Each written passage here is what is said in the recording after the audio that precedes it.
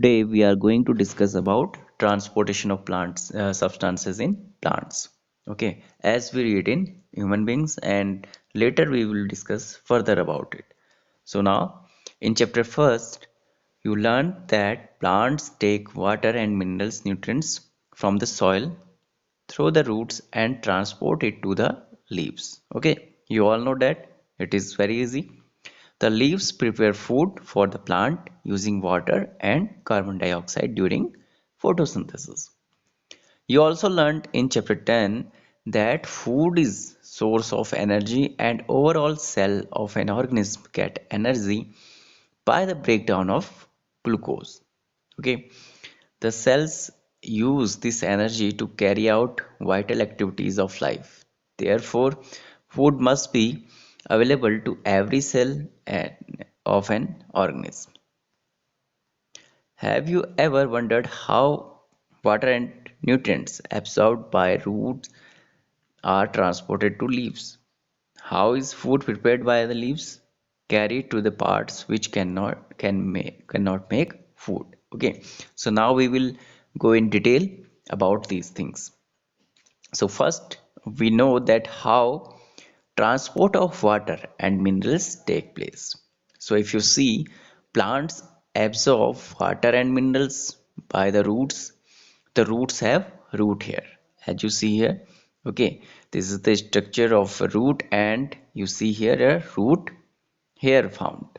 Okay, so these are xylem vessels and transport of water and minerals. If you see in figure, from these root hairs, okay, water goes up to the plant.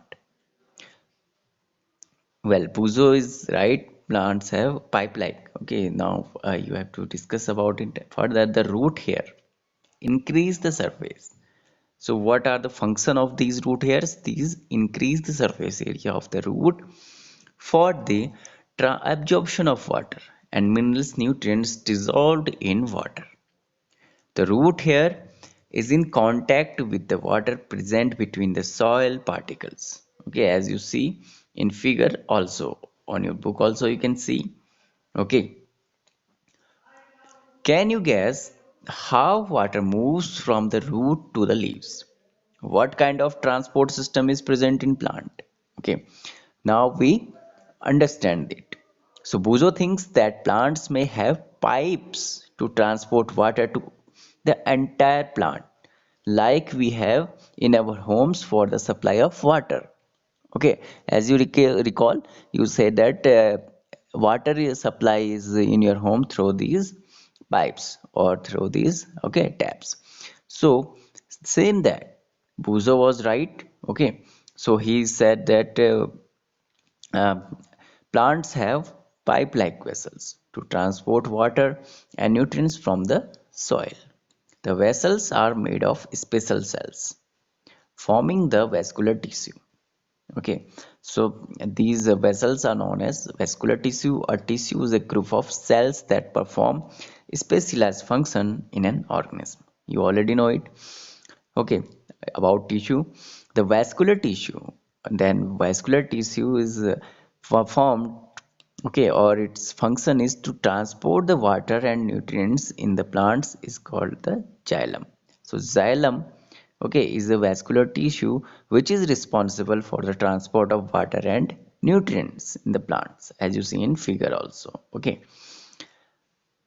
this xylem forms a continuous network of channels that connects root to the leaves through the stem and branches and thus transport water to entire plant. Okay, then Paheli says her mother puts ladyfinger and other vegetables in water if they are somewhat dry. She wants to know how water enters into them. Okay, you know that leaves synthesize food. The food has to be transported to all parts of the plant. This is done by the vascular tissue called the phloem. So now a new word comes, phloem here. It means this vascular tissue is responsible for the transportation of food, okay, to the different parts of the plant.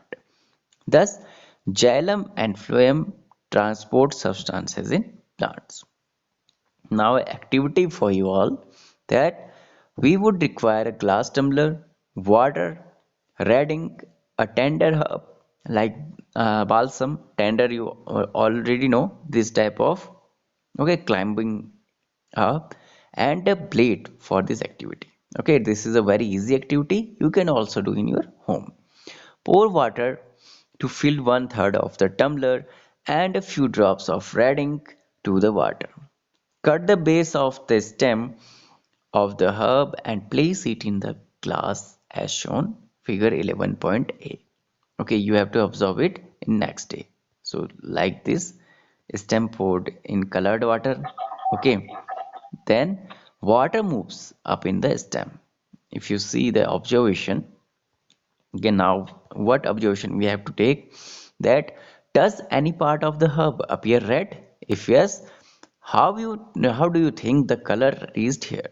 If you see water moves up into the stem, okay, and you can see the red color in the inside this stem also. You can So we have done this. So, if you see that from this activity, we can see that water moves up the stem. In other words, stem conducts water. Okay, now a very good question is comes in exam that uh, upward movement or you can say different parts to the plant. Okay, water is provided by someone's written as root, but it is wrong. Stem conducts water. Okay, to the plants. Just like the red ink, mineral dissolves in water also move up the stem. Along with water, water and minerals go to leaves and other plant parts through narrow tubes, xylem inside the stem. Okay, if you see 11.7b, I already mentioned you the structure. Now Bujo wants to know why plants absorb a large quantity of water from the soil, then give it off pipe transpiration. Okay, why it is not only take the exact quantity of water.